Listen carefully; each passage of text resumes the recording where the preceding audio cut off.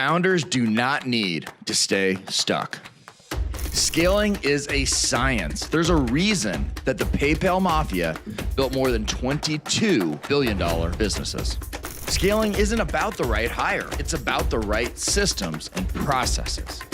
You were put on this earth to do great things, and you can only do that if you can do it at scale. Your vision without a system is just a dream. When you engineer repeatable processes and lean in on data, you stop reacting to the chaos and start creating predictable, sustainable growth. Systems turn ambition into action. If you'll simply build processes, you can build freedom. In the heart of every breakthrough lies the discipline to follow your plan day in and day out until the results speak louder than the noise. Growth favors the prepared. Clarity beats chaos every single time. You can empower your team with structure. Success is engineered, not accidental.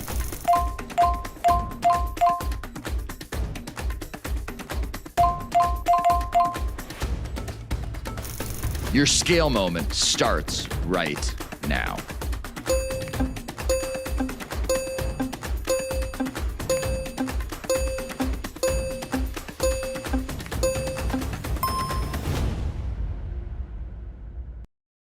What is going on, man? We've been working forward to get to this day for a second, and I am super fired up that you are here with us in the Built. This is going to be awesome. And I want you to tell you something. This is going to be different from what you usually look at. What's going to be different about this? We want it to be highly interactive. So there's a couple things. We have a bunch of people coming and will come, or a small amount of people in the Zoom room. So you're here and you can interact directly with us via the chat. So we'll ask you questions like, hey, who here is in B2B versus B2C? Drop it in the chat so we can take a look, because we want to customize this experience just for you. And then in addition to that, we have it going out across LinkedIn, YouTube, Facebook. And I couldn't be more excited to share with you what we have in this workshop for you today, tomorrow, and Wednesday. Because this is based on about 10 years of work. And we have never, ever, ever given it out publicly for free.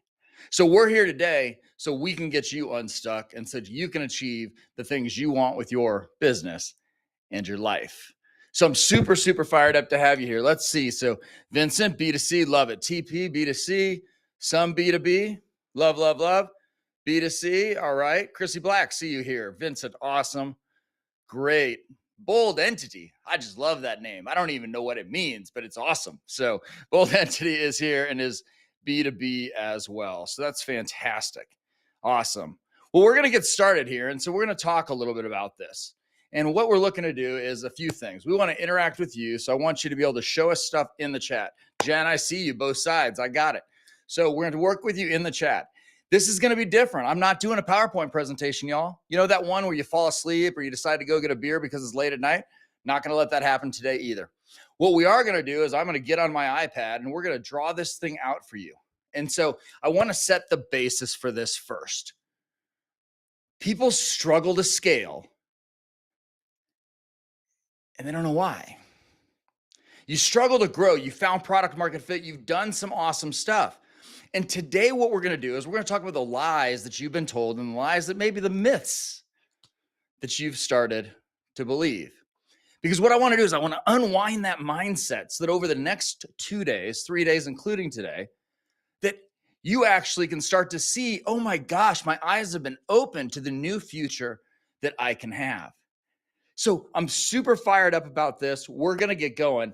And let's start today by curing the myths. Tomorrow we'll move in to the systematizing of it and how you can do that. And then on Wednesday, we'll share with you your 90-day sales reset plan. Last things about housekeeping. First of all, don't raise your hand if you got to go to the restroom. I just love saying that because you remember the days when we all met in person and we had to figure that stuff out. So first, that's all cool. Second component, if you have not joined the Facebook group yet, right, which is Built to Scale 2025 at the back end of it, we'll show you the link as we go through today. But if you haven't joined the Facebook group, do that. And here's why, whether or not you're a Facebook user or you just happen to have a profile. We're going to have all the assets, including today's presentation, along with all the other assets that you can use to actually get yourself unstuck and grow your business. So they will be there, and we'll make sure that we get that to you from there.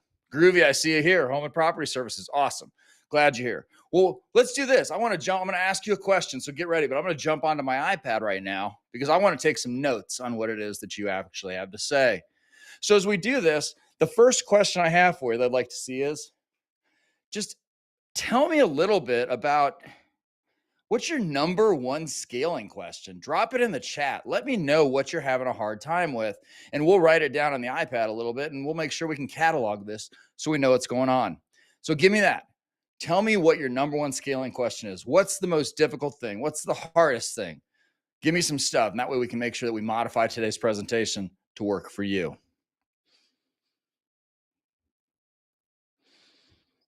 Come on, it's not just yes, no answers. Perfect. Team building and paying them. Like it, like it. We'll talk about that. Truly understanding the TAM. Yep, got it.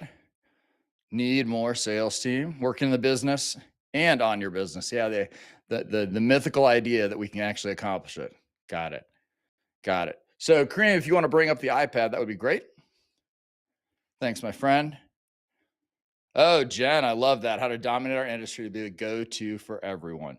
Well, that's awesome. Well, so what we got is how do we dominate? Ooh, let's make sure that I do the iPad right. All right. If it's working better here. So we want to dominate. How do we pay them? Yep. Order to scale. It's like I paid you to say that. That's awesome. Don't judge my handwriting, y'all. Market next way. What else we got? Okay. More sellers. Awesome. And how to pay them. Okay. Awesome. Well, we're going to cover that. And if you can read that, that's fantastic. But as you can tell, handwriting is not why they pay me to do what I do. But that's super cool. So I'm looking forward to walking through this. You're going to get pieces of this today. We'll absolutely talk about the order to do things in scale. We'll talk about how to compensate people so they'll do what you want, how you go out hiring people so you make sure you get rid of the turnover. And all these things lead to the ability to dominate your market. So let's start with talking about a few of the lies that we've been told over the years, right? And number one, by a show of hands or whys in the chat, who's often said to themselves, we just need better salespeople?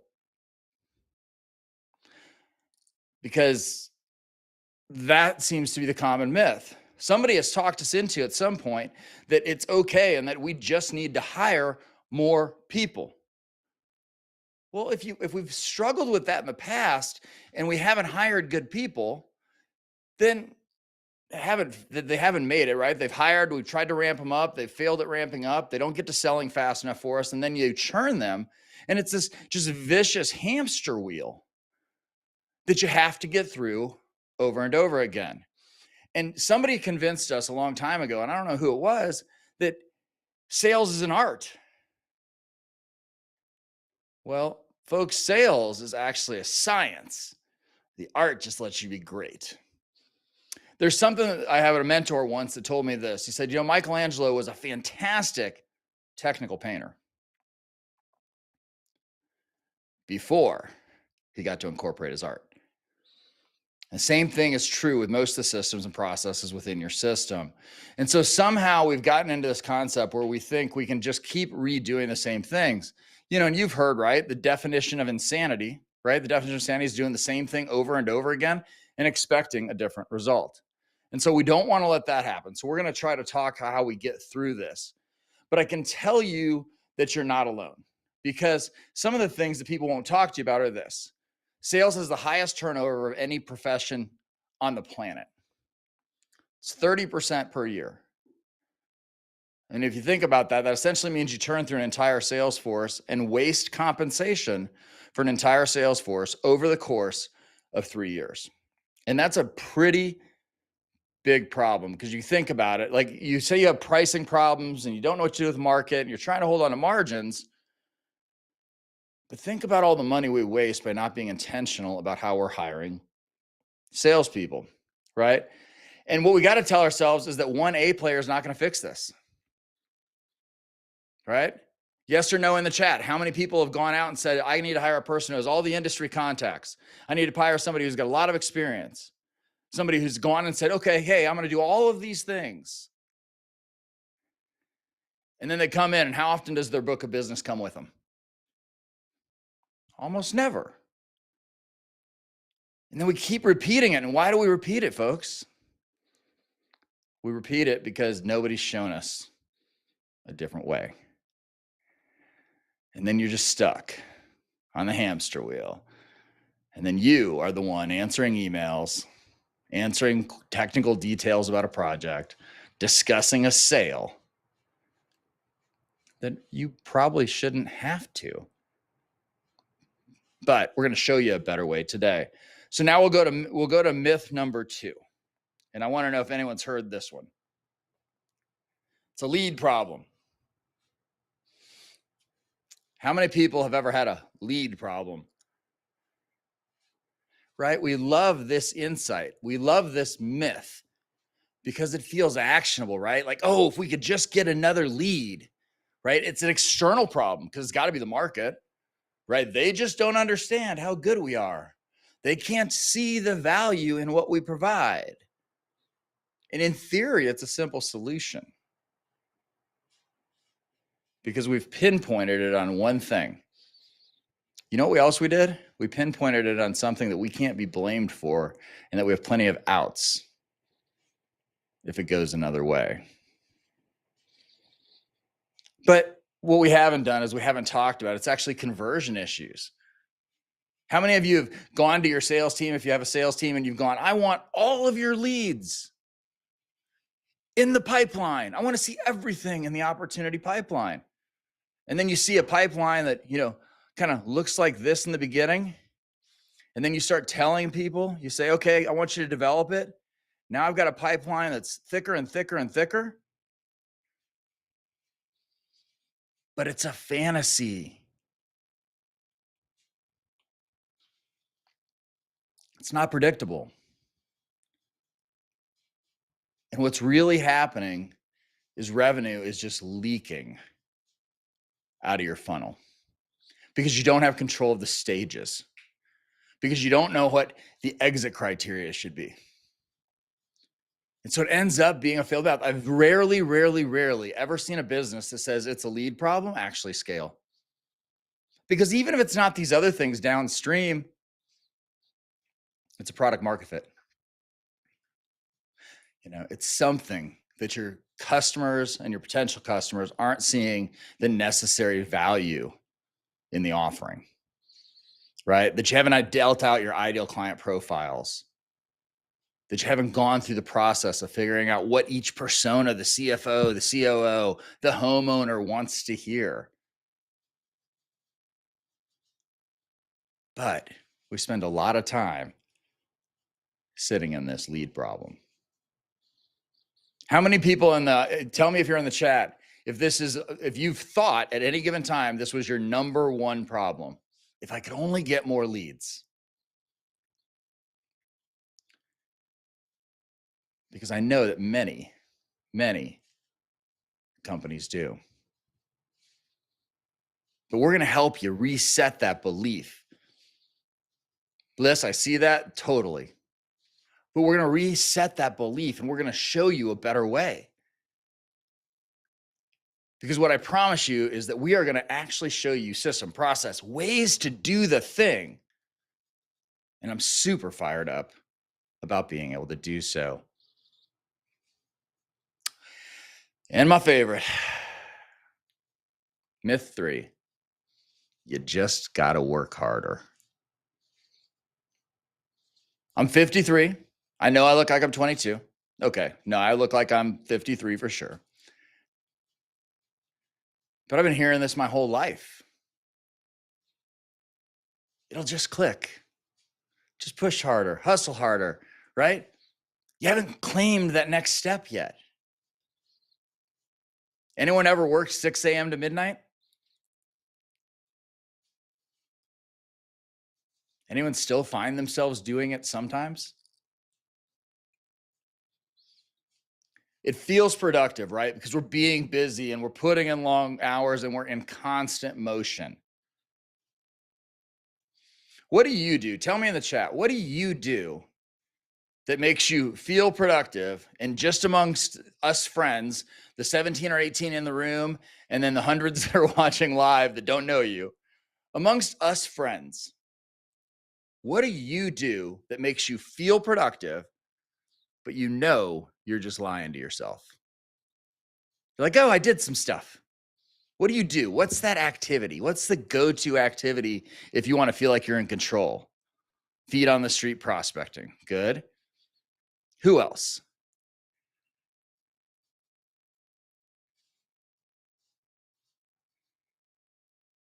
iPhone, talking to people and not oh, that's a good one. Mike, what do you think? Matt, Joe, got any thoughts on this? What do you do that makes you feel productive? But then when you look back at it later, you realize it wasn't necessarily as productive as you thought. Yeah, busy work, right? Oh, I have to knock out these proposals to these buyers who will never buy.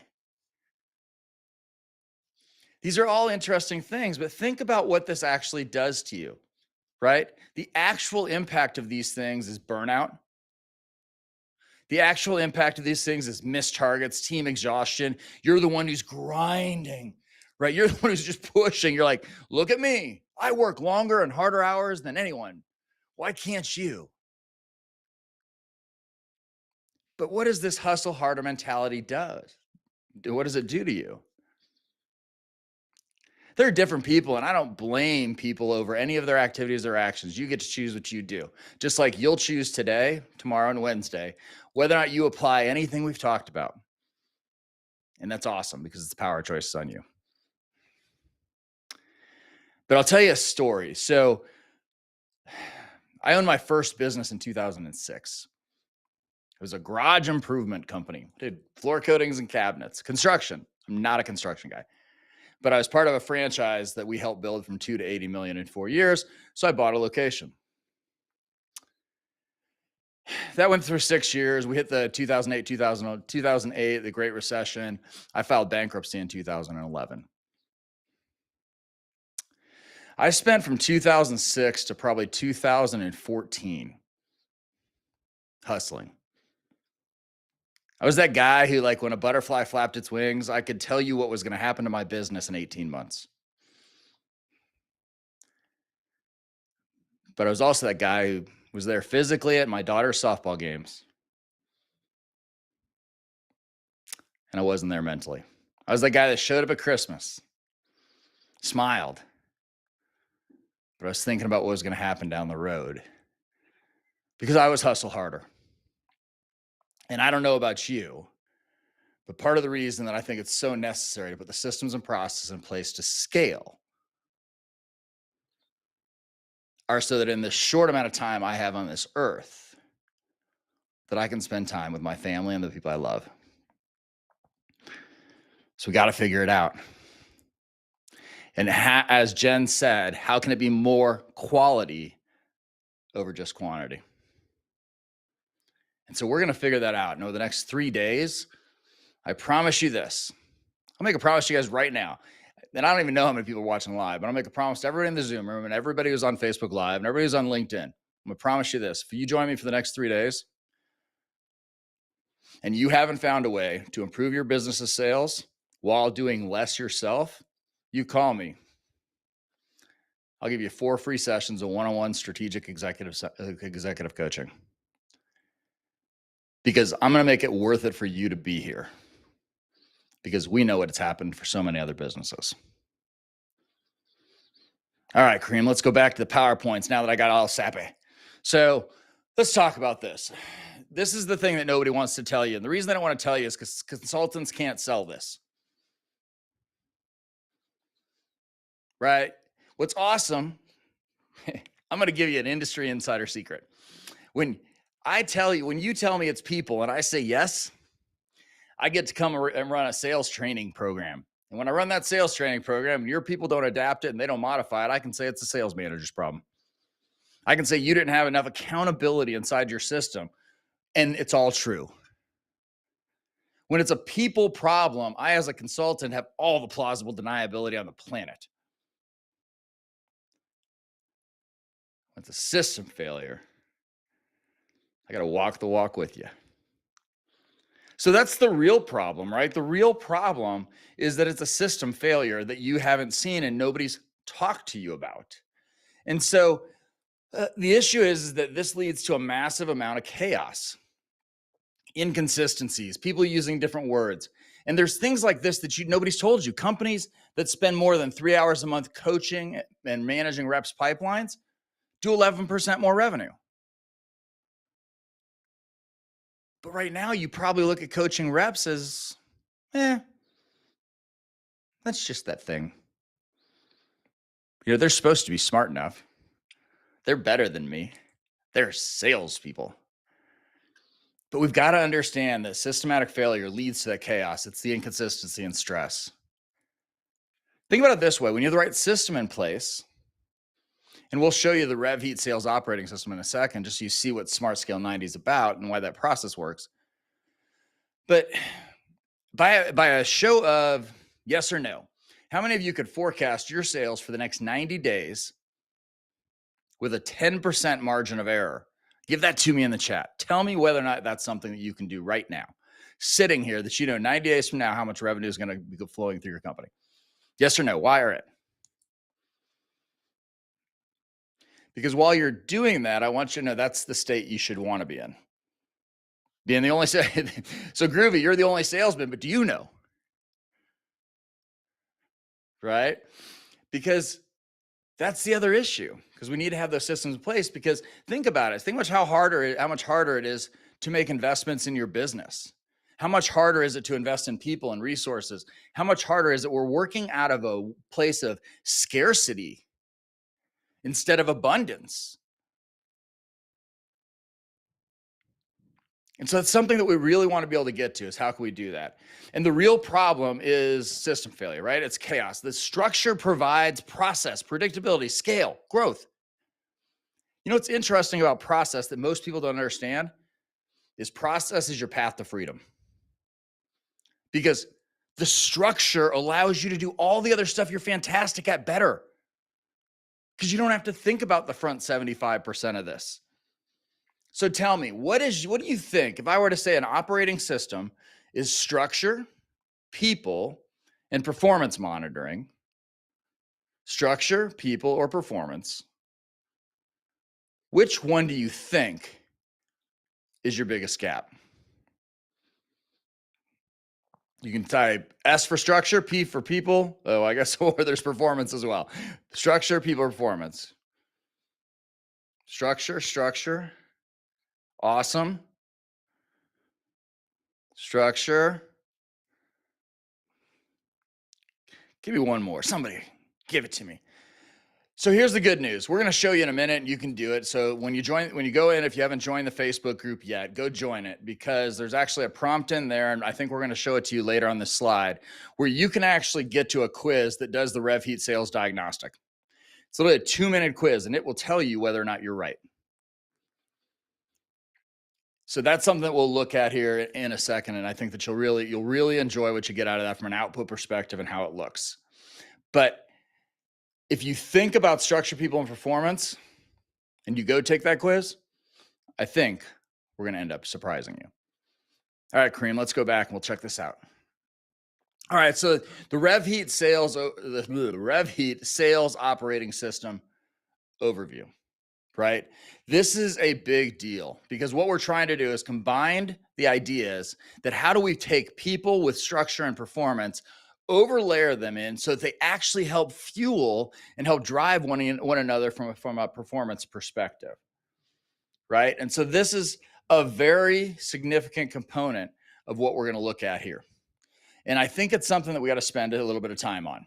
So first, let's talk about structure. Does anyone have any idea? Tell me what you think I mean when I say structure, because as of right now, it's a pretty generic term. Give me some pieces of the puzzle that would mean structure. Processes, sort of like it, but structures. Get more specific with me. Like something that you would have structure on within the business. An SOP, sure. CRM, that makes sense.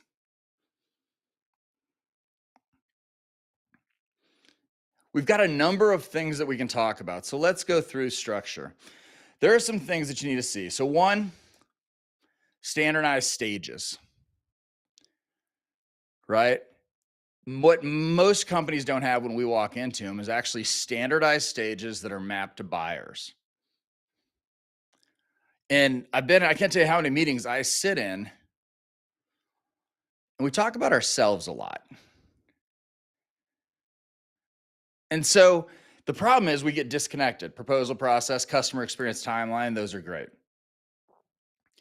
And so standardized stages can mean everything from exit criteria to how those stages map to your buyer, how they're aligned to the CRM.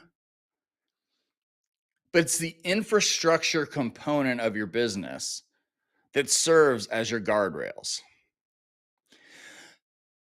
I can't even define structure. That's fantastic, Matt. So here's the deal. We have a partner as an example by the name, they're a company called Objective Management Group. They're fantastic, been around 30 years. And when we start to think of them, we start to think about stages and exit criteria and all those types of things. We actually have a structure where we can analyze salespeople versus the 21 core competencies, 21 core sales skills competencies. So you can even provide structure and skill setting around other things that we don't normally do. So that's a piece of it. And we want to make sure that we've got that figured out from an infrastructure perspective. Like we use structure. I don't interview anybody who doesn't go through a sales skills assessment because I want to weed out the 75% of people that aren't actually going to be able to succeed in the job that I'm giving them. What's the biggest piece? If you were to say structure, and I'll write it down right here. If there's a piece from a structure perspective that you think your company could be is the biggest opportunity for improvement, what would that look like? What's the structural piece that you think needs the most improvement? Hiring, training. I like both of those. Who else?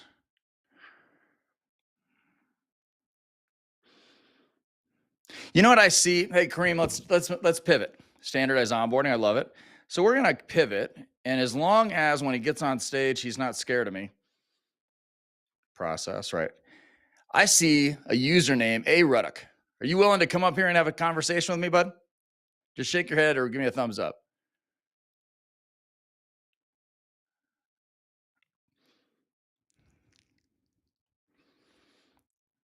Either I scared you off or you're coming on stage.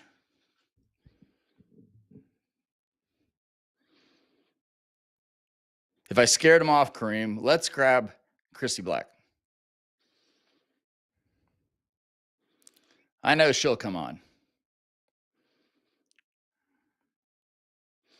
So, Chrissy, you should be seeing a notice from Kareem that he'll come on. What else? So what else are we talking about? So hiring, training, onboarding process. Those are all structural things that are very, very important. So Chrissy, hello, how are you? Oh, I think you're on mute maybe. Or Kareem, maybe we got her on mute. I see you on mute right now on your screen on Zoom. Can you hear me now? Oh, awesome. Awesome. And how are you today? I'm doing great. Well, good. So do me a favor. Let's I appreciate you being game for this, but I'm always curious because I think we go a lot further when it's more of you all and less of me. So talk to me a little bit when you hear structure. Tell me a little bit about what that makes you think about. Tell me a little bit about what you're thinking about on your side on, hey, this is a great area of strength and then areas of an opportunity for improvement. I have two people on my sales team. They are both talented. They both have great Rolodex is, they're both fearless. They'll talk to anyone, but I never doing. And the back growing greatly. We're not getting as as we need to. And I know it's that they're trying, but I don't know what's going on. Since I don't know what they're, I also provide direction, Yep. but they definitely complain when I ask for notes, like, do you have this stuff in the CRM? Yeah, can we document, where you're going on your networking events? So who else? So it's interesting. I just want to make sure you're not alone. So who else in the meeting right now can empathize with that? Hey, I've got some people doing some sales. I don't know what they're doing. Whenever I ask them for it, I'm not sure if I'm actually going to see the thing come back. Can anybody else empathize with that? Thank you for that. Because what Christy's talking about is very, very, very true. I can tell you in my first business I bought, this will show you how young and what a rookie I was. I was 35 years old. I bought this business, the same one I talked about. And I can tell you, I actually think I said out loud, we're going to own this business and it's going to be different than everybody else's. You know, we're going to give 2 weeks off between, Christmas and New Year's, and everybody's going to love coming to work, and we're going to hire really good people, and we're just going to let them go to work.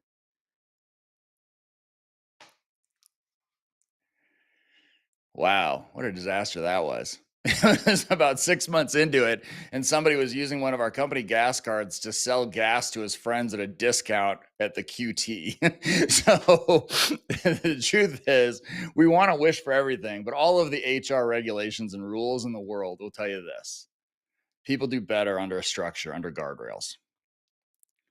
Right? When people understand the clear expectations about what their job is, they will perform better and they will be happier. And lots of times as founders, we go, hey, I hired them and they know what they're doing. I'm going to leave them alone. So that's mistake one. Mistake two is we feel like there might be resistance to structure if we implement it. And the answer is yes. But it's change management. And you got to look at all those things like change management. So let's talk about the second component of the RevHeat operating system.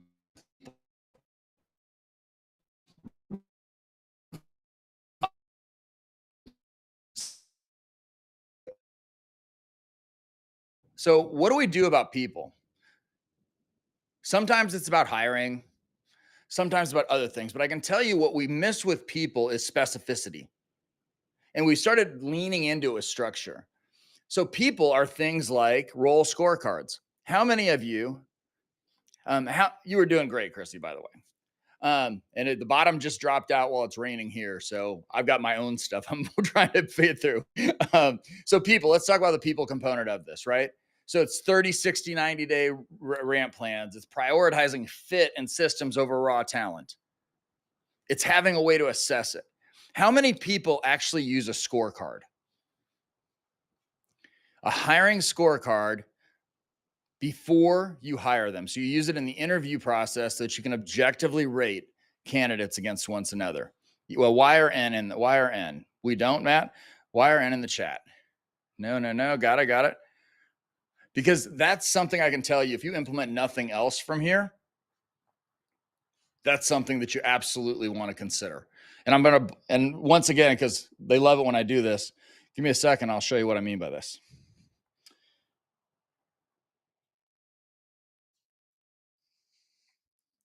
So as an example, when you start to talk about role scorecards, and by the way, this is in the Facebook group, when we talk about role scorecards, we have a couple things that we need to consider. What are the activities and things that they're going to be doing? And then when we do this from a hiring perspective, we want to make sure that they've done these types of behaviors before. So unless you understand how you're going to hold people accountable by their scorecard once they're hired, it's very difficult to develop a hiring matrix. But we develop a hiring matrix because in the first 2 of 3 interviews, we're going to have 2 people sit in that room. Oops, where are we at? Day 1. We have 2 people sit in that room, and then they're going to compare scores.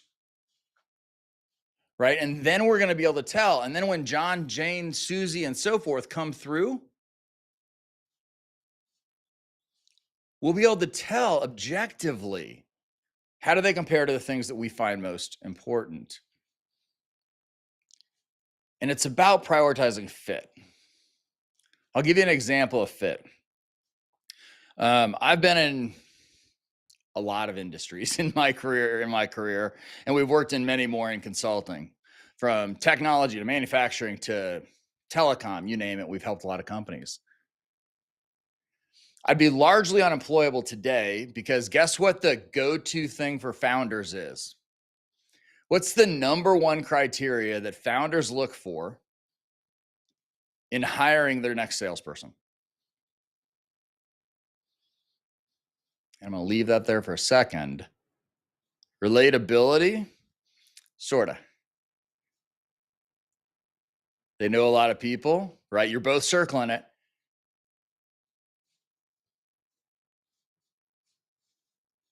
Experience of sold before. You're all right around it. If I said the number one thing that founders look for is industry experience, would that resonate with anyone? Because we tend to use that as our caveat. Right? Oh, well, they had lots of industry experience and, they've been selling for 15 years. Couldn't have been my fault. Right? How about this? My favorite saying ever when it comes to hiring salespeople, they're better at selling themselves in the interview than they are at selling your products or services. And so we let it go. And so it just continues and continues. But that's on us because we're hiring wrong, because we're looking for the wrong attributes. I'll give you a sample right now of what I would do different if I were anyone in this room. Rather than industry experience, which I'm not saying is a no. But what I am saying is, what if you look if they just had the exact same motions? The exact same motions that you have. So as an example, if you are in a business that requires door to door, whether it's consumer or business, and it's a high transaction business, what other industries have the same types of motions? Because you wouldn't want to hire somebody who's been a strategic account executive selling complex technology services who's used to selling 4 deals a year. But if you could get somebody who was working for a fintech selling to furniture retailers and was supposed to go knock on 40 retail doors a week, if the sales motions match, it's very likely that you can train them to the things that you want them trained to. And so that's a way to kind of go away from industry and go to motions. Start thinking about what's your sales cycle and what's their sales cycle. There's certain places where you absolutely must have industry, but I don't want you to over leverage that idea to give yourself an excuse for not growing your company. We have a B2G client who sells a ton to the government, right? And it's in, electronic warfare and things like that. And that's a very different thing. So we have to have a certain technology or a certain tech stack experience. But in many other industries, I can tell you, had nothing to do with that. Right? Just like Matt said, he hired a VP level with 40 years experience and he brought in 0 orders. So Matt, here's what I would tell you, and I appreciate you putting that up there, is this. Yeah, because he was 40 years in, he didn't want to prospect and work any. I will bet. So Matt, tell me this, did you hire him as a player coach by any chance? Somebody who was supposed to build it, but also sell while he was doing it? Because that's another one of the things that happens here. Sure, Matt, you got distracted. Did you hire the 40-year veteran as a player coach? You wanted them to build the sales system and potentially hire a team, but they needed to go sell by themselves today. Yeah, yeah, I see that. So here's another piece of advice that you can take away from here today, and I promise you'll be better off. Two things. One is the player coach idea works so poorly that in the sales training and consulting industry, we all smirk when we hear it because it's like the lowest percentage play on the world because you're dividing, especially if they've got a couple salespeople, because then now you've got conflicts of behavior in place. And so the player coach thing's really, really hard. And so we could see that in the question. Second thing being hire for the job that needs to be done today. Because when you hire a player coach, here's what you're actually doing. A lot of times what you're saying is this: I want to hire somebody who thinks and acts closer to what I think and act like, but I want them to do that other job. And that becomes a real struggle. Because especially the 40-year veteran, I'm not a 40-year veteran, but I feel like it. I'm not going to go out and prospect, guys. I'm going to a 50th birthday party this Friday, and he loves nothing better than being an individual contributor. Awesome. Not my jam. So make sure next time you hire like that, you test for those types of ideas. All right, last, performance in this place, right? We want to be in a weekly coaching cadence. We want to look at metrics. We want to look at dashboards, accountability loops. That's sort of what, when I called Christy on the spot, and now she's going to hate me forever, but when I brought Christy up, one of the things she was really talking about was what's the accountability cadence that we need for our teams? What's that loop of feedback? What are those metrics? What's the piece of it that's automated versus manual? And how do we demand that they do it? I'm going to guess that many of you who are here, when you raise your hand and you say, okay, Ken, accountability is great, whatever. Yeah, I know. But it makes me work harder to hold them accountable. I wonder if you can feel that. Because that's what most people say. Actually, they don't even say it. They just kind of sit back, and I see them sink in their chair when we're talking, and they're like, oh, my day's already jammed up, Ken. How am I going to spend more time holding people accountable? Here's another tip. And the replays will be available in the Facebook group, and you'll be able to see them on my LinkedIn too, I believe. Right? Here's the other tip. The way that you make people accountable is by making them accountable. Here's what I mean by that. When I run sales meetings with teams, I don't open up my computer and tell them what they did. I don't open up my computer and tell them the things they did. I have them bring it. They have to own their piece of the business, and they have to report on the metrics that we agreed they report on. Because if they have to say it out loud in front of other people, it's probably more likely that they'll feel a sense of accountability. So if you haven't joined the Facebook group, it just got dropped in the chat. So make sure you copy that so you can get in there so you can get all the resources from today as well as the next 2 days worth of trainings. But here's some reasons why you should pay attention to these different structures, right? Because clients who adopt a sales operating system tend to see a 20% lift in close rates in the first 60 days. It's a big deal. Right? If you closed $100 last month, you close 120. If you closed 1,000, you'd close 1,200. If you closed 10,000, you'd close 12,000, and so on and so on. Right? One of our founders went from 15 to 32% in just 60 days. All right. So tell me again, after we've had that as a discussion, which one of these areas do you think is most broken for you? And so, Kareem, if you can pull it up real quick, the back up on the PowerPoint, the people, the structure, or the performance. Which one's most broken for you?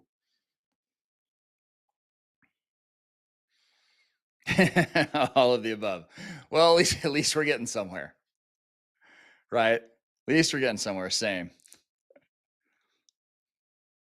And I'll bet you, and I know we laugh about it, and I appreciate the people laughing in the chat too with them, but we laugh about it because nobody's told us there's a better way. Right? It's always about hiring the A plus superstar. That's what we need. I love you being honest. But we still want A superstars. We need the systems and structure and stuff behind it in order to make it work. All right, so here's what's going to happen now. A few things. So one, everybody's in the Zoom room, whether or not you upgraded for VIP or not, because we had about 140-ish, I think, by the time it was done, people register. And we always know there's a less percentage coming. And I wanted to give as much value as I could. And when we go live, which I'm sure there's people watching on all the streaming services, I can't get this kind of interaction with you and understand what's going on in your world. And so because we upgraded you to VIP, I've condensed this a little bit so we can get to it. So you don't have to stay here a full 2 hours, but we've got something right after this. This was originally just going to be for general admission. And if any of this stuff is starting to, make sense to you, or you're starting to look at it and go, one of the things I would invite you to do, and we'll have it here tomorrow, is I'd invite you to look at what we do with our Smart Scale 90 system. Right? It's a 90-day program to get you in a position. So it's super cool. It's got some great bonuses and stuff that we'll give to you for free. We just did a deal actually that people paid us in a slightly different engagement, very similar, about $55,000 for it. I can tell you it's at a substantial deal. It'll be at a substantial discount when you go through this process. So anyway, so that's something to look forward to tomorrow. Right now, though, what I'm interested in is a couple things. One is, and Kareem, we can pull this off the screen for just a second. One is tomorrow we're going to start working on your stuff. And so what I'd really, really love for you to consider is the following. If you bring 3 types of documents, because if nothing else, it's going to make you look at them and compare them to what I show you tomorrow, because then you'll actually have a better place to start to take action on the items tomorrow. So first, love it if you have any sort of, say, lead qualification checklist or anything that says this conversation should be an sales opportunity. Second, do you have a call or a discovery script? Do you have something in place right now so that if I walked into your business and you had to put me on the phone 37 seconds after I got there, that you could show it to me? Because that's something that we'll want to go over tomorrow as well. And then last, do you have a proposal, a quote template, right? Anything that your reps or you might use when you send it to a prospect. Because we're going to go over some things tomorrow that will directly impact your ability to improve those processes. And I want to make sure that you have an opportunity to do that. Because one of the things I'll say, anybody can take information, but implementation and execution are the things that move mountains. Right? That's what we got to think about. And so this entire workshop was built on the idea that if we could get your mind right, we could help you get your systems right, and we could help you achieve the things that you might have been able to can't speak. We can help you achieve things that you've been trying to achieve for years. So I'd love it for you to bring those items with. Next. So now if you'll bring that back up, Kareem. The next thing I want to talk about a little bit, give me some beliefs that you have, right? Give me some, and that you may have already changed your mind and realized these might be false beliefs, or they might be things that you're still holding on to. So as an example, if I document every step, my reps will rebel, right? Or our market's too unique to use a standard process, right? Everything's custom, everything's bespoke. What are some beliefs that you have about your company, your industry, and how you sell to the market? Put those in the chat for me while I'll continue to talk about it, because there are things, and I'll try to tell you how we think about these things and how we've won. Every customer is different. One of the things that we've talked about is every customer is different. My market's unique, cheapest price. Those are all very standard beliefs. And I love that you're dropping these in, because it shows me that you're being honest with yourself, because that's the only way that you're going to be able to make a tangible change if necessary. And then remember what I said. I know that you get to leave this workshop and you get to make decisions. But I think when we start to talk about what these beliefs are, I'm going to break one of them down very specifically for you. Because I think it's somehow, maybe it was YC, maybe it's all these VCs. I don't know what it is. But they got into the area where they thought that every sales process needed to be customized by industry. And so when I walk into companies, they talk a lot about themselves. The problem is that's fully false. Because your sales process should be based upon your customers' buying process. Sorry about that, Kareem. Take that down and just put me up if you would. Because here's why. How many of you, by raise of hands, and I'll keep running, how many of you, by raise of hands in the chat, have ever tried to go up market, right? Like you're selling something at $6 and you want to sell something at $60. You're selling to the retail store around the way and you want to sell to a chain. You're selling to the small technology user in your city and you want to sell to Google. We talk to people all the time who want to do this, right? And they talk about their sales process. Here's what's wrong with it. Going up market, those buyers have a different buying process. So if you use that kind of lower end founder-led sales, which means you're getting leads at the bottom of the funnel, not at the top. So they already have high trust. They were probably referred to you and they're in a complete decision-making mode. So if you do that and try to go up market, where you have to talk to them earlier before the need's established with more decision makers and lower on the totem pole, and use the same process, which looks like this: discovery, proposal, maybe follow up, or maybe we just wait. But you follow the sales process in your industry. The difference is it's not following the sales process in the industry, it's how they buy. Because we have to understand that in a complex buying environment, we must have a sales process that keeps us in the game. Because if a buyer is going to buy over the course of 90 days and you're out of the picture at 14, I promise you your closing rate is less than 5% of those deals. Unless you've just got the most ridiculous product market fit and you're already scaling like a madman or woman. All right. So with that being said, we've talked about the idea of no customer trust yet. We've talked about everyone's looking for the cheapest price. So let me set you up a little bit for what's going to happen. Reminder, all the assets are going to be in the Facebook group. It's up in the chat. Go get in there. I promise you, it's just an awesome place for me to collect it and put it there. So go get that. That's first thing. Second, tomorrow, we're going to start the idea by auditing your sales bottlenecks. We're going to get in there and we're going to start to discuss exactly what it takes to take what we're talking about and move it into your business, which is very, very critical. We're going to go through. So somebody decide if you're gutsy enough. You can go do a preview of it if you want. But I talked about the RevHeat operating system diagnostic, right? It's, 11, 12 questions. But I want to pull somebody up on stage tomorrow, pull somebody into the meeting where they can go through the questions with me and just say, yeah, this is where I'm at. And then we can diagnose, where do you want to start to fix this thing right now? So think about who's going to have the guts to do that, because that will be fantastic and a highly valuable thing for everybody, but particularly the person who chooses to come on up. Right. So that's the first piece. Second is we're going to talk a little bit more about what we can do from a standpoint of structure and how will we provide clarity that drives predictability. We'll say, how does that align to your buying process? And then we'll start to talk about the different levers and how you can actually improve each independent lever within the operating system. Tomorrow is going to be a big day.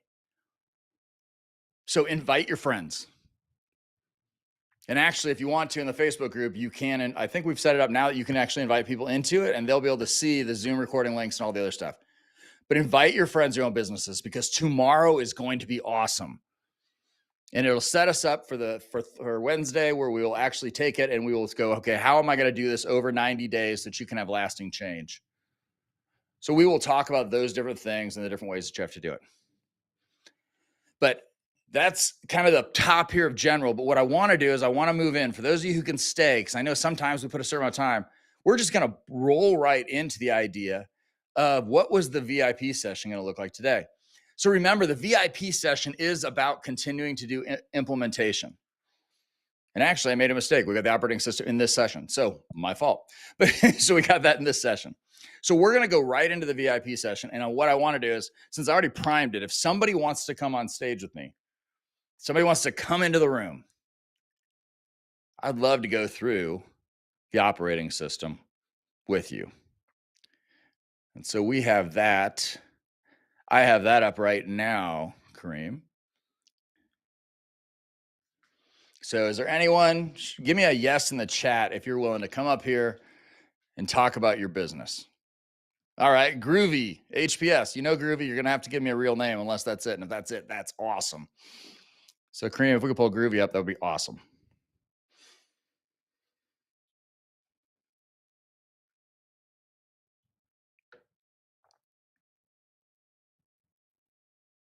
All right. Oops. I think we're muted right now, maybe. Or Kareem, do we have him muted?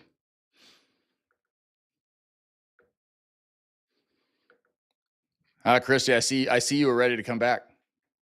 You guys can hear him. Oh, that's why. Can you hear me now? Well, yes, we can. And that was me getting way ahead of my engineer. So that's my fault. So no problem. All right. So Kareem, the second thing is this. Can you do that? Can you do this setting? See, this is where I screw them up. Can you do that setting and show my screen? See, this is where we adjust on the fly. And he's shaking his head in the background going, he's killing me. But he hasn't said no yet. Hang on one second. While he's doing that. So Groovy, tell me first of all, where does Groovy come from? It's a brand I've had probably for about 12, 13 years. Just, a brand that I've always had. Okay. And what are you doing now? Do home and property concierge, essentially a one-stop shop for all the home property needs. So everything from home services, property investment services, personal finance services, luxury services, or a one-stop shop for everything that a homeowner may need. Awesome. Cool. So so that I can ask these questions in context, and even if we can't get it up, I'll read them to you. I'll write down what you say on here, and then we'll bring it up after you get off the stage and be able to talk. So are you the only one selling, or somebody selling for you? No, I'm the only one selling. I've been doing this independent for 3 years, and this year I've been trying to get people hired on and, expand past myself and trained on right now. Okay. Well, that'll be awesome. Well, good. Well, I know that they're working on this. They're working on this in the back, but let's talk. So here's what I'm going to do. There's essentially 3 sections, right? And you can probably see them now. There's 3 sections: Strucker, people, and performance. And so we'll just go through this because you're trying to hire people. So just like many people in the room right now, they're trying to set themselves up so they can get out of the day-to-day and they can hire people. So this will be valuable for everybody. So let's go through this real quick. Is your sales process, so the answers are there, never, sometimes, always. Our sales process is clearly defined and documented. On a scale of 1, is it 1 to 1 to 5? 1 to 5. Yeah, call it 1 to 5. 3. I'd say about a 3. Skeletons there, written out.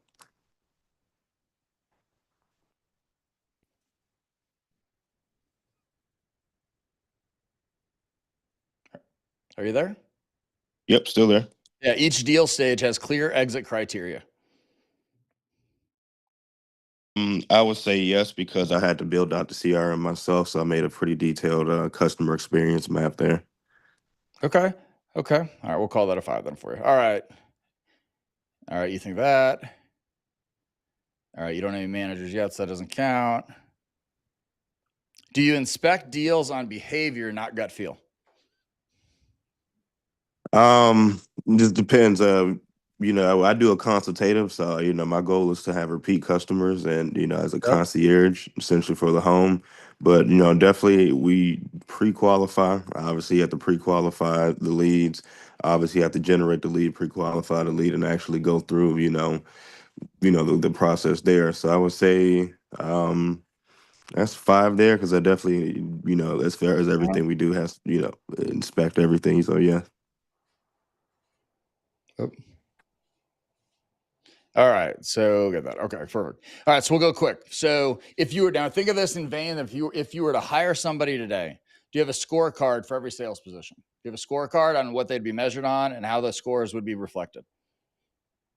On a scale of, I'd give it a 3 because I have like obviously ways to calculate KPI. I have like the Yep, basic monitoring there, but I would say it's not robust or clean or easily defined, or it's rough, I would say. got it. Okay, so The idea is there. do you have a 30, 60, 90 hiring plan? Yeah, I have a 30-day one, 60-day, because the program I have right now is the manager and training program. So it was about 90-day program there that Do you have it all trained them out for documented? 90 days. Yeah, I have it documented. Okay. So I'm gonna pivot again. So tell me this: what's your biggest problem with hiring people right now? Because what we want to do is work towards solutions. Well, be a commission only. Yeah. 1099 commission only. We do door to door, direct to customer. Yep. It's trying to find the people and then get them confident enough in what we're talking about at the doors for them to make money. And obviously people need to get their bills paid. So just, it's Yep. trying to find how are they getting paid fast enough for them to survive. Got it. Okay. Okay. So cool. So here's what I would tell you. So based on that, I know we didn't go through the rest of it, but I wanted to make sure that we had time, so we got everybody kind of booked in. Um, what that sounds like to me, because here's what it says: most of the time, when founders who are trying to scale but are struggling hiring, most of the time the detail that is supposed to be in each of these steps may not quite be there. So, as an example, um, like if you look at the performance section of this, running weekly pipeline reviews, coaching deals on a defined method, all those types of things are very, very important. And a lot of times when we're hiring somebody in commission only, we don't spend as much time coaching them as we do managing them, which you can see that's on number 4 under performance. And so when you think about this, whether you're selling what you're selling, Groovy, or whether or not you're selling what other Christy's selling or anyone else, here's what it comes down to. I would challenge when anybody comes back with an 18 out of the get on the structure, and this I do because I care about you and I just want to show you an example. I would say what I would tell you is to hold a higher standard here. What we do most of the time is we're thinking about the answers to these questions in terms of, do I understand it? When I think Okay. the real answer is, do they? Does that make any sense? It does. So those are things I'd think about, because the other thing you have to do is in that 30-day plan, especially if it's door to door and it's commission only, in that 30-day plan, we've got to have that, kind of, I would say, invest in your own success. I know that's a fast turn and it's a thing, but it's like, you probably got to go through where they're shadowing somebody for 2 weeks if they're not doing it. And then a lot of times we'll have, tell, show, follow. Like you'll tell them how to do it. You'll show them how to do it, and then you'll watch them do it. Yeah, I'd go on the 4-part principle. Like I explained it, while I do it, so I do the 4-part method like in that version. Yeah. Yeah. So you just want to make sure you're doing that. But I think those are some of the things that I would say. Like if I was going to go through anything from a lens, I would go back and look at these things and I would say, okay, well, I get it, but is it because I can fill in the gaps? Because oftentimes when we find a founder feels they've got these things in place, but they're not having a lot of success hiring a new team, it's because we forget how much we know that helps us fill in the gaps. Okay. And we got to be able to help people get to success who don't have that industry knowledge or your own personal knowledge base. But that was awesome. Thank you so much for coming up. That was great. I hope that's helpful for you. But that's just one example of how we kind of want to think about this. For everybody who wants to take it, their link is in the chat. But this is an interesting way for you to think about, hey, where am I in for a scalable perspective? Because this is super important to figure out, because you have to know where you can improve. And so what we will then be able to do is we are actually able to talk about how do you map bottlenecks. these types of, the types of role scorecards that we'll talk to you about and things along those nature, those things will actually help you to reduce turnover by up to 40%. Right? Like with Groovy's instance, his might even be something like this. He's on the same street with the people he's training. They get him going and they just do a quick call because he's 2 houses away. I always say that when you're training salespeople, we need to train them from left to right.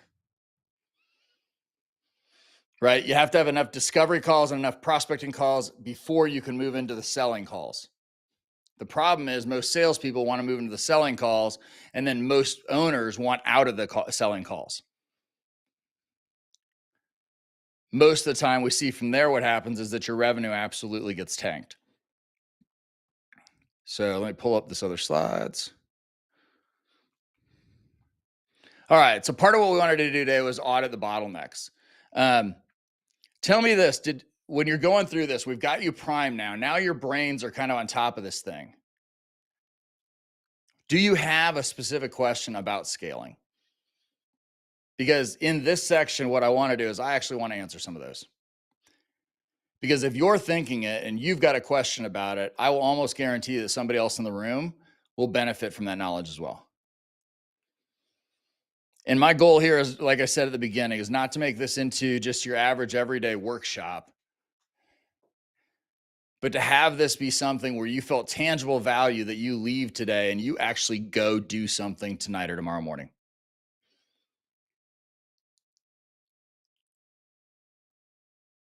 I don't see any. It's all right. Set them in there. We'll come back to them. Okay, so let's do this in the chat. Here, I need some. It's all right, Matt. I'll do this one instead. So here's the deal. So I want you to rate. We looked at a little bit of the questions. We talked about structure, people, and performance. We said it's a scale of 1 to 5. 5 is rock solid, always fulfilled on it. It's fantastic. 1 is nope, never do it. But you're going to take them and group them together. So now we've kind of divided structure, people, and performance. Give me in the chat, give me a number. How do you feel about the structure of your business, the CRM, the exiting stages, the exit criteria, the sales pipeline, all those types of things? Just hit me a number in there. 2. I see people thinking is what I see. 4, that's pretty good. To the other Matt. 2, 4, what else we got? 3. Mike, what do you think? All right. All right, it's 2, 4, 3. What do we think about people? Let's do it again. What do you think about people? 1 to 5. Right, that's hiring them, onboarding them, coaching them.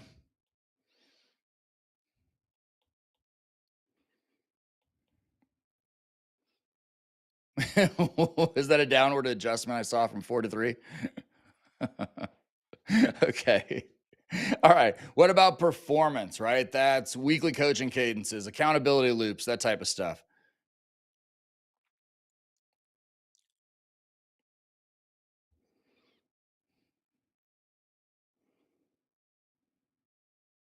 I think Groovy that was his last one. Yep. This is the hard one. Nobody wants to rate themselves on this. All right. So that's one of the things that we wanted to do is I wanted to make sure that we were able to rate ourselves and talk about it. So let's talk about this. If you could pick a target out of those things that you wanted to improve, what would it be? What do you think the number one thing? What do you think the number one thing is that will do good for your business? A place where if you ignore these leaks, you'll bleed deals every quarter.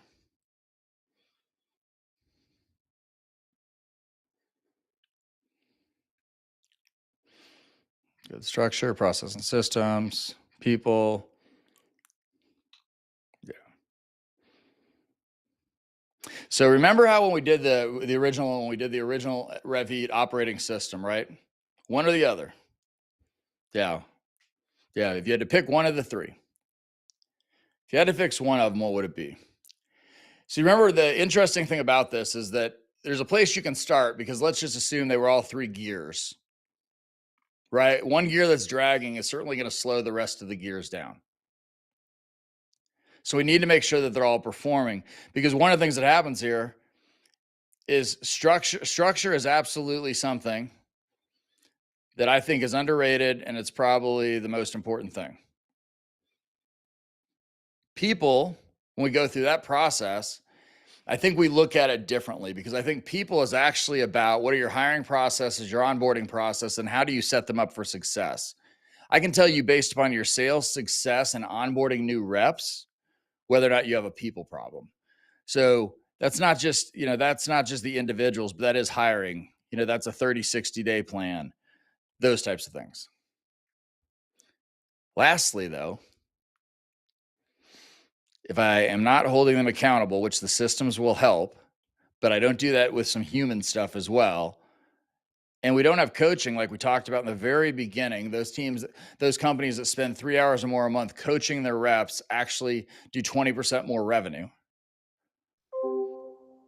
But you can really start to see how these things feed and bleed into one another. And the reason that I wanted to go through this with you is because if nothing changes in 6 months, you're still going to have the same bottlenecks that you have today. And I think it's super important that we understand that. Is that you've got to decide whether or not this is something that's important enough for you to take action on. And the reason that I'm so particular on having an operating system is that 57% of sales reps miss quota. You thought it was just you and your company. 57% miss quota. Most of the time, it's because it's misaligned metrics and lack of coaching are the 2 top causes.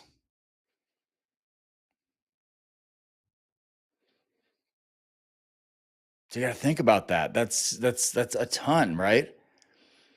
But here's the other side of it. When you fix that, what's a 25% win rate boost look like?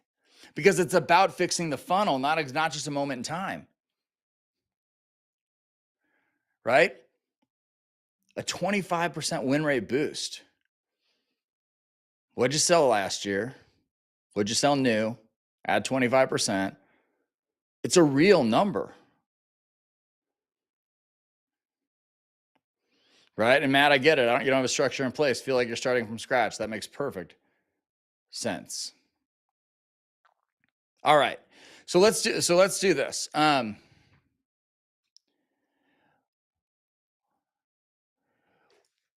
going to stay on for as long as you guys want and just talk one-on-one, because what I don't want to do is hold everybody over if they don't have questions, but I do appreciate everybody staying and love this. But I would love it if you drop in the chat. You can answer all 3 of these. You can answer one of these, or you can just take these home and answer them for yourself. We've got to be intentional about the time you're spending. Otherwise, you will have wasted it. So what surprised you most today? What's your number one constraint, which we've talked about some? And if it's unchanged in 6 months, what's the cost? And these are things I would tell you, take them home. They're big, they're deep, they're meaningful, and they matter. Because nothing will change unless you change.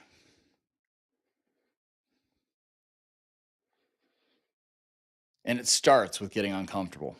It starts with being comfortable, being uncomfortable.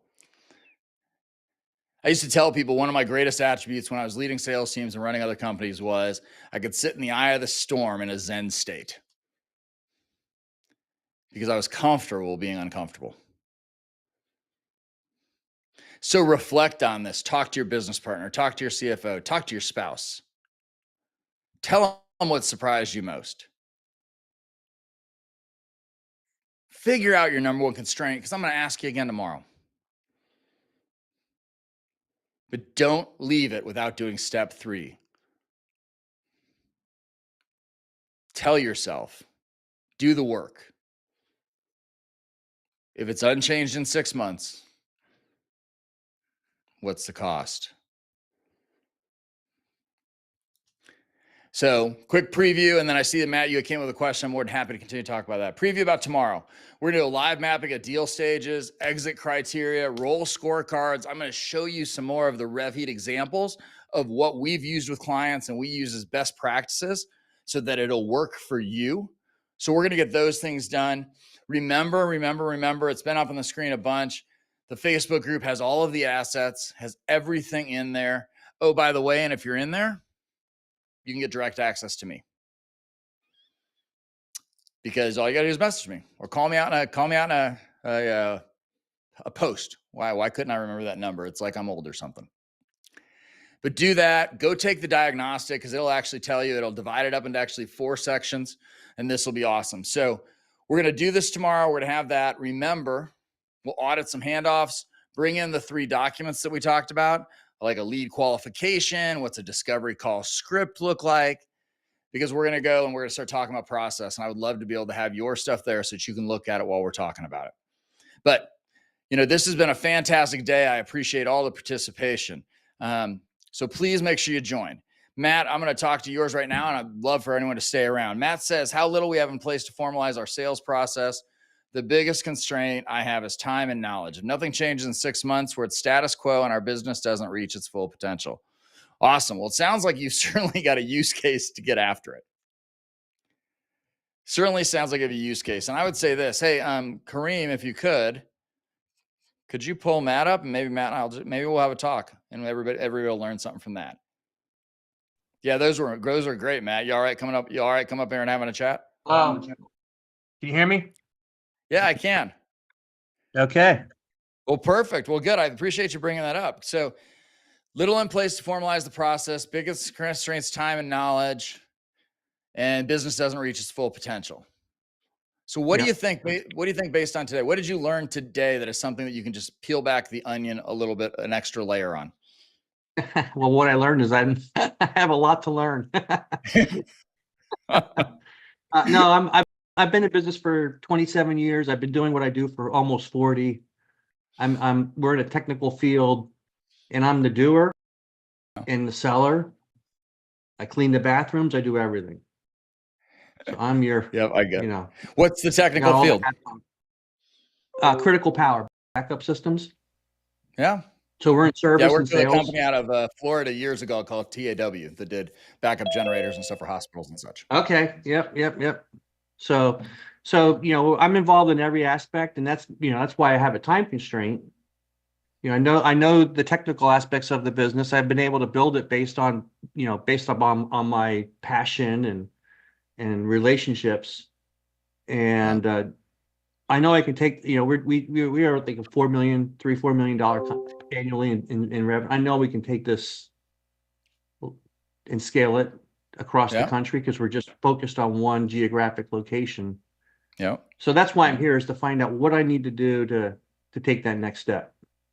Awesome. Well, I'll start that process for you right now. So first is the reason you don't have time is because most of the time you hire people and people take time. So that's probably part of the problem.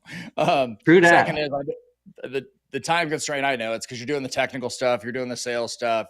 You may even be out there trying to make QC installations and that kind of stuff too. First thing is we slow it down for a second and get the systems and processes in place, because then you actually have things to hold people accountable to. And it doesn't have to be crazy. So one of the things that'll scare people sometimes, we'll talk about systems and processes, and then they start to get a little worried. They get a little scared. Like, it just sounds like, oh my gosh, Ken, that sounds like so much. But you can really break it down in a systematic way. Like when we do our Smart Scale 90 system, there's 9 steps. And so I think one of the things to do is understand that, you've maybe heard the old adage, if you've been doing this a while. It's an old one, but it's, how do you eat an elephant? Do you remember that one, Matt? One bite at a time. One bite at a time. And the problem we get into our businesses is we tend to try to eat the whole elephant. Yeah. And so it's like, okay, what's that exact next step? And it depends on where you are with some other things going on in the business. But when you're looking at it from a scale readiness perspective, it really probably comes down to, hey, we got to document you for a little bit. but you have Yeah. to be intentional about it. Absolutely. And I don't know if this will work for you or not, but I'm all about solving problems. So let's try. I literally downloaded an app yesterday. It's an AI app called voicenotes.ai. Haven't even used it yet. It was $80 a year. I'll just tell you that. But because most of the AI, like you'll see joins meetings on the computer and it does this stuff. Well, this one lives like right here on your phone. And it will actually collate everything you're saying. So you can do it from a task perspective. You can do it from an institutional knowledge perspective, where you can start to dump things and put them together. And that might be a really interesting way for you to start to get some of the stuff out of your head. Yeah. That then becomes reproducible at some point in the later. But yeah, don't get overwhelmed with it. You'll have a better idea tomorrow. But I certainly think if there's anything I hope I kind of broke open today, if you hire the people before the systems and processes, you're just playing craps in Vegas and you've got loaded dice. Yeah, and I didn't do very well in craps. I did once, and that's why I did once, and that's why every now and then I go back and play it again. Yeah, exactly. But they don't build $2 billion hotels in Las Vegas and pay them off in 12 or 24 months without the house being stacked. Absolutely. So, well, good. Well, Matt, I'll look forward to seeing you tomorrow for sure. It sounds like a lot of fun, brother. Just, I would give you, here's the piece of advice nobody wants to give you because everyone wants to action you. Take a deep breath and then solve the problems in the order we create them. Well, I'm here to learn, Ken. Yep. Yeah. Make sure you're creating them the right problems. So yeah, that's fantastic. Awesome, brother. Well, I appreciate that. Like I said, I'll release everybody else. If anyone else wants to stay around and chat for a second, or you got other questions that you want to do in the shorter term, I can be here for a couple more minutes. But otherwise, I'll let you go. I'll look forward to seeing you tomorrow, 12 p.m. Eastern, the exact same start time as today. Jump into the Facebook. All the groups are there. And once again, in case you forgot, my name's Ken Lundeen, and I'm out of here. We'll see you soon. Founders do not need to stay stuck. Scaling is a science. There's a reason that the PayPal Mafia built more than $22 billion businesses. Scaling isn't about the right hire. It's about the right systems and processes. You were put on this earth to do great things, and you can only do that if you can do it at scale. Your vision without a system is just a dream. When you engineer repeatable processes and lean in on data, you stop reacting to the chaos and start creating predictable, sustainable growth. Systems turn ambition into action. If you'll simply build processes, you can build freedom. In the heart of every breakthrough lies the discipline to follow your plan day in and day out until the results speak louder than the noise. Growth favors the prepared. Clarity beats chaos every single time. You can empower your team with structure. Success is engineered, not accidental.